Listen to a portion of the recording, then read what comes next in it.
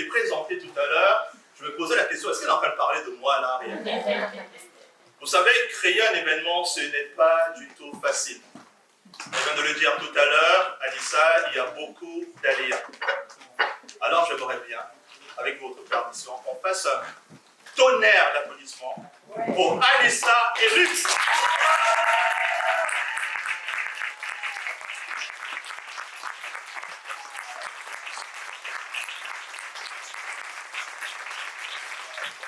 Vraiment bravo. Mais en plus, ils sont dingues. Non seulement ils le font ici en France, mais ils le poussent jusqu'au Canada. Ah, le Québec, c'est pas le cas. Pardon. Jusqu'au Québec.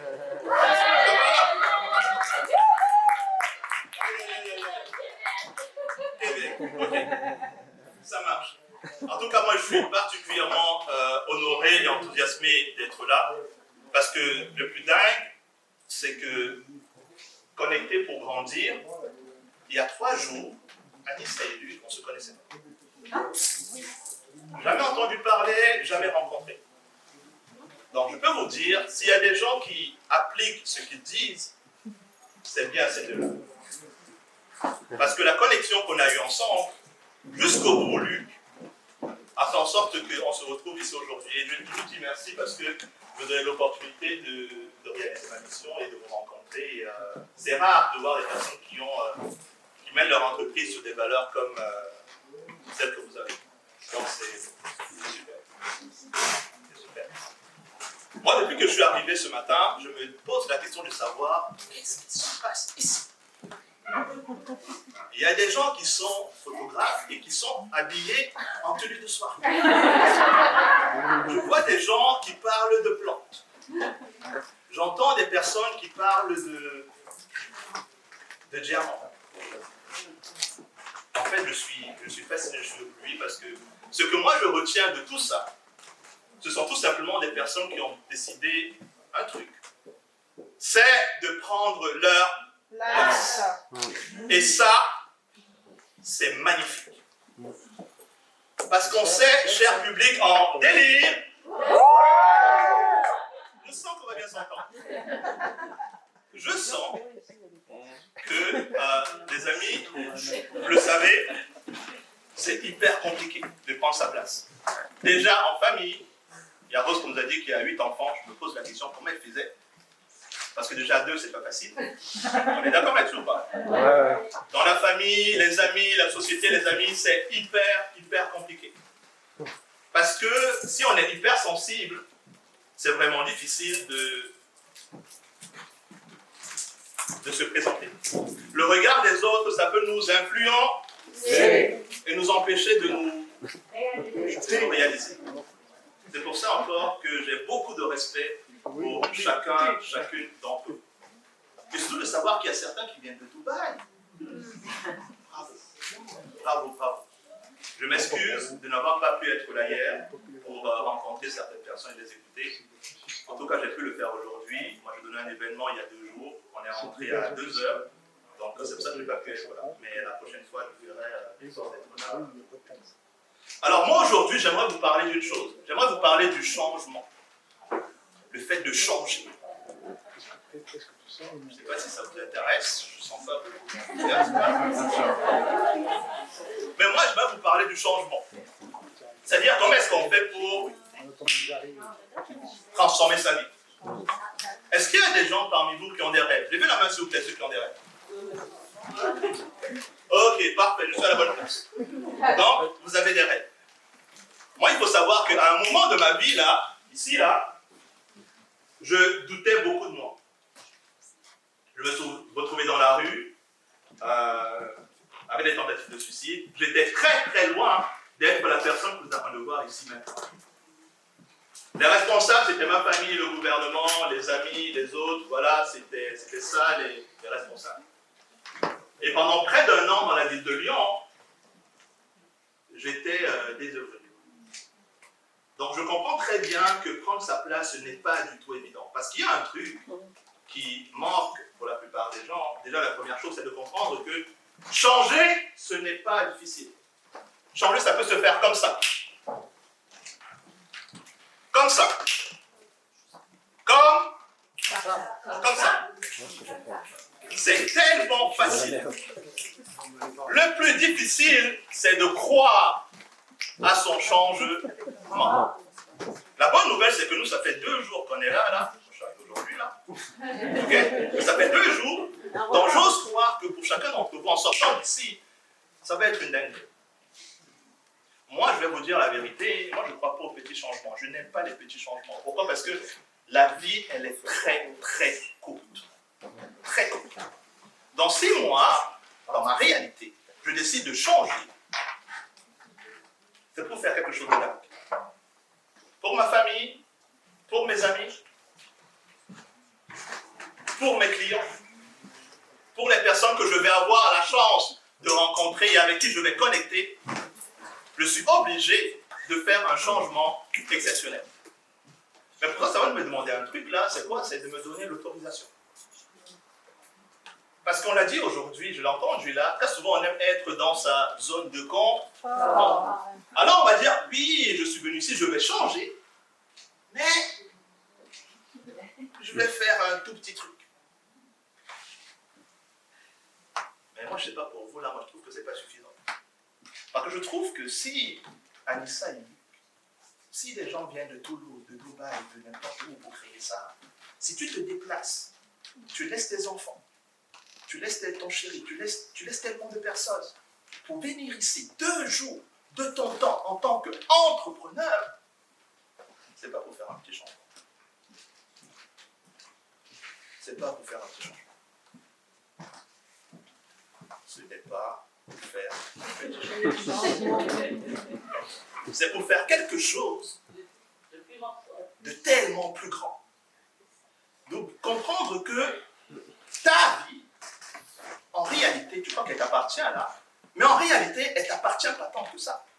Et il y a une partie qui est à toi, et il y a une partie qui est aux autres.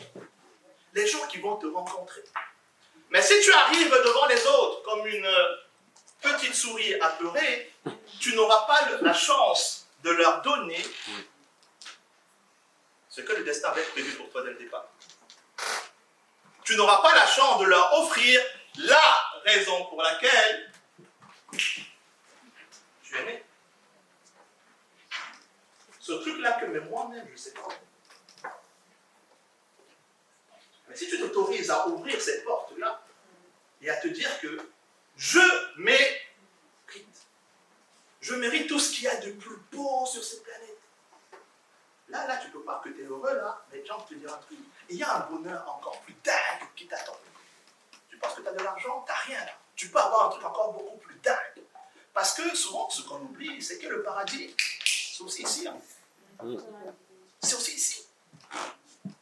C'est quand la dernière fois que tu as eu un fou rire? C'est quand la dernière fois?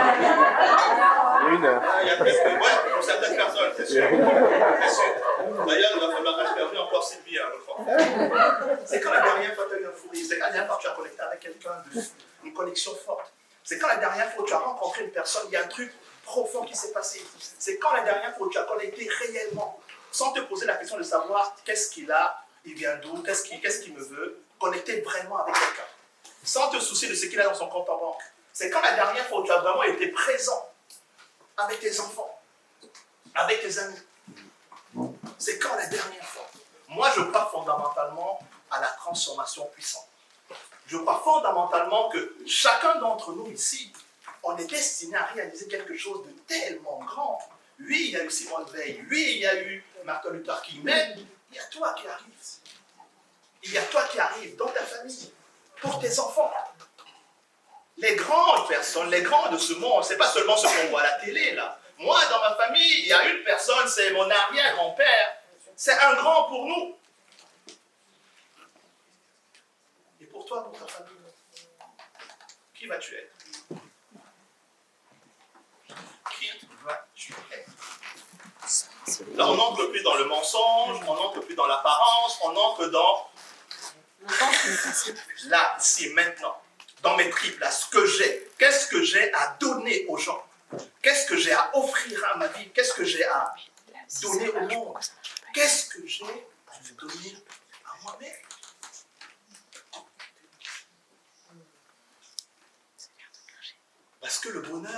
je te promets qu'il est là. Il est là. Et tu l'as déjà expérimenté. Sauf qu'à un moment, tu l'as bloqué.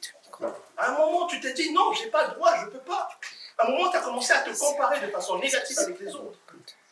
Et tu as oublié de croire que ta tâche à toi, qui est destinée pour toi, et pour rencontrer les gens avec qui tu vas connecter. Les gens avec qui tu vas avoir des fous rires. Juste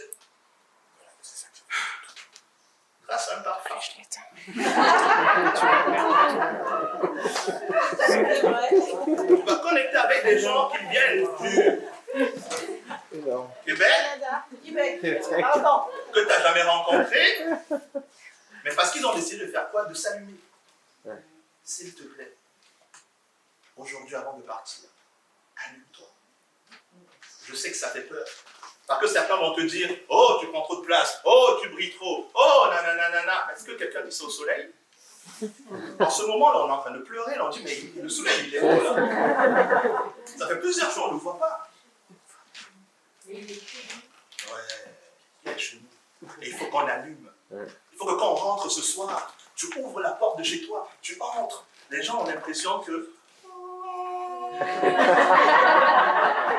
il y a un ange qui entre.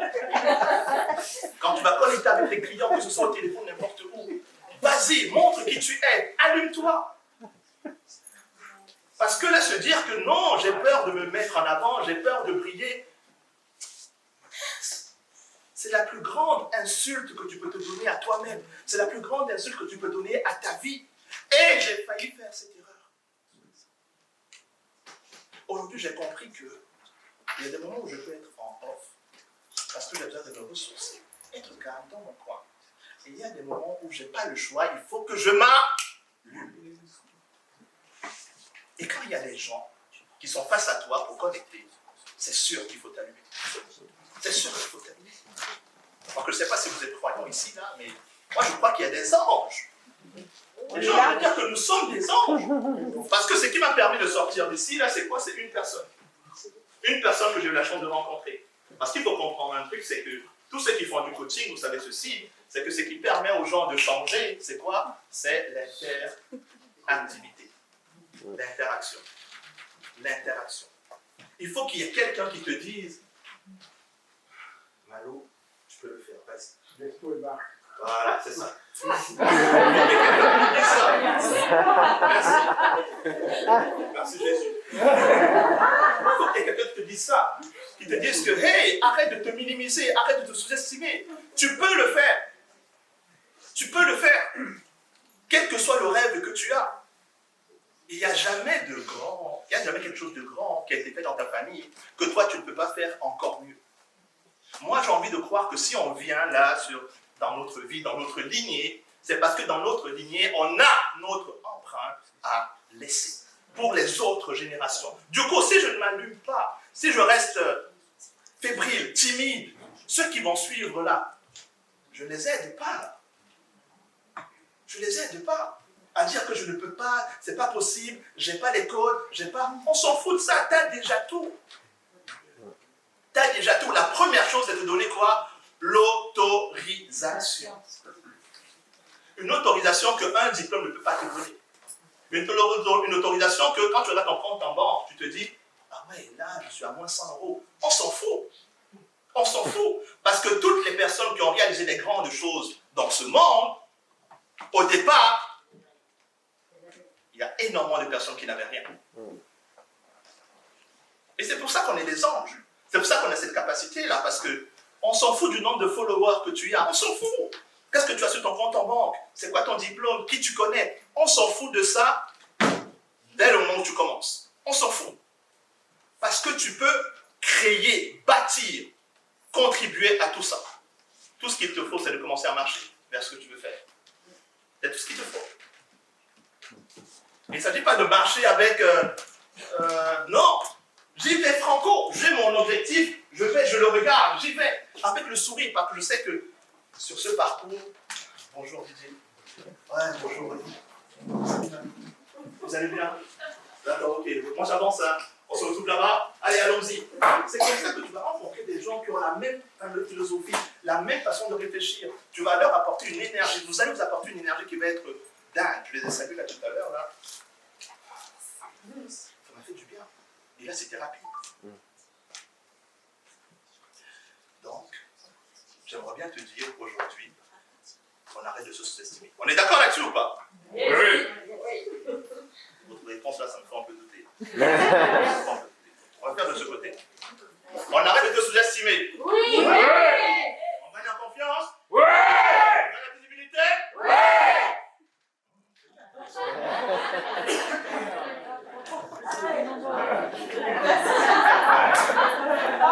On arrête de sous-estimer. On gagne en confiance.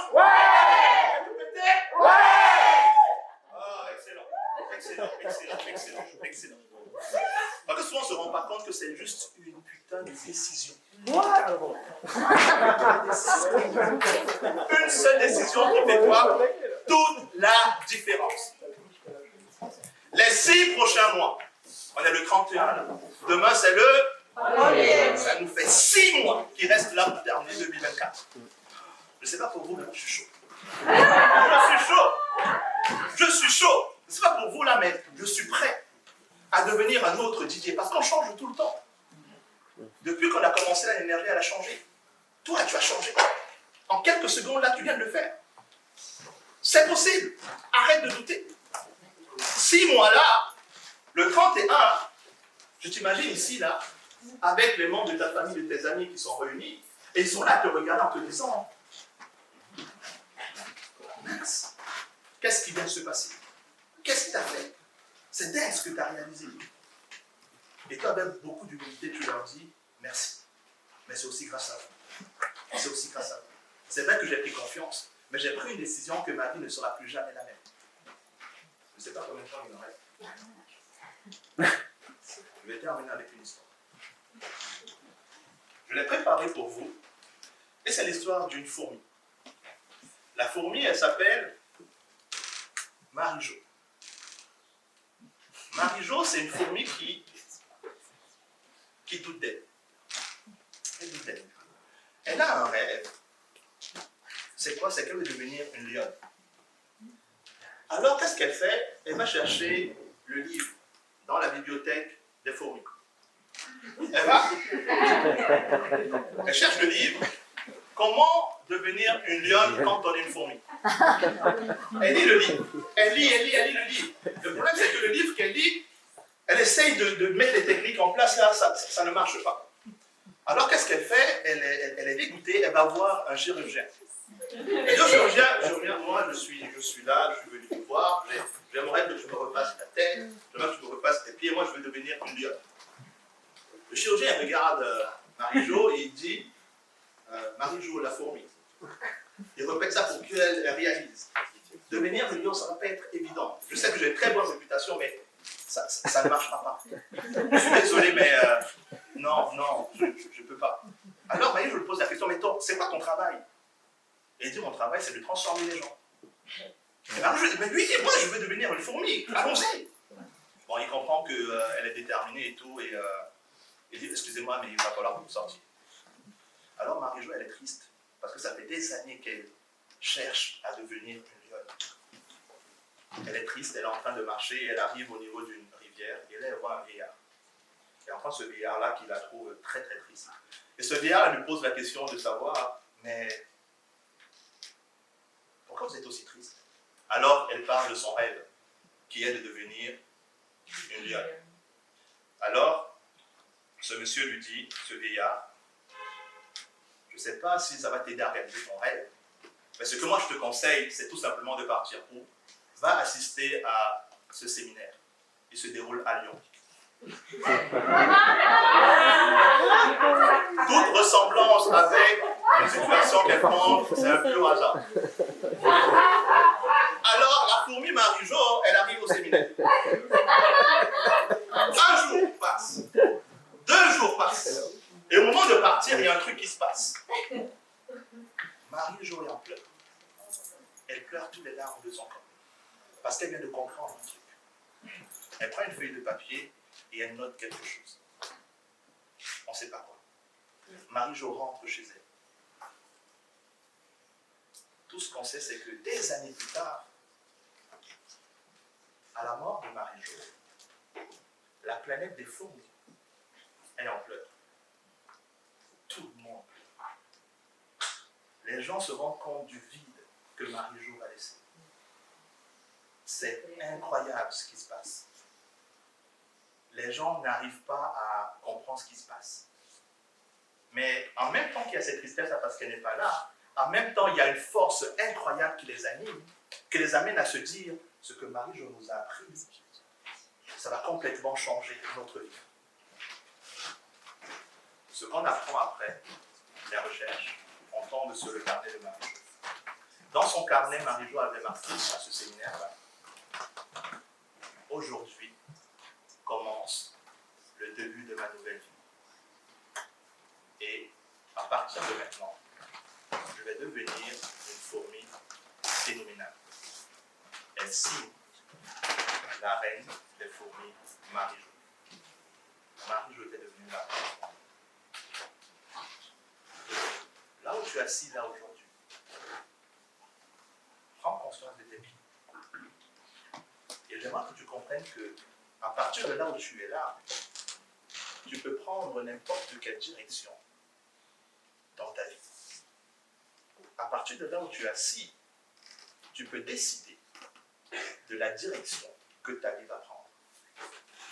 Avec tes pieds. Rien ne t'arrête, rien ne t'empêche. Je suis curieux de savoir, d'ici quelques temps, où est-ce que tes pas t'amèneront. Merci pour votre écoute.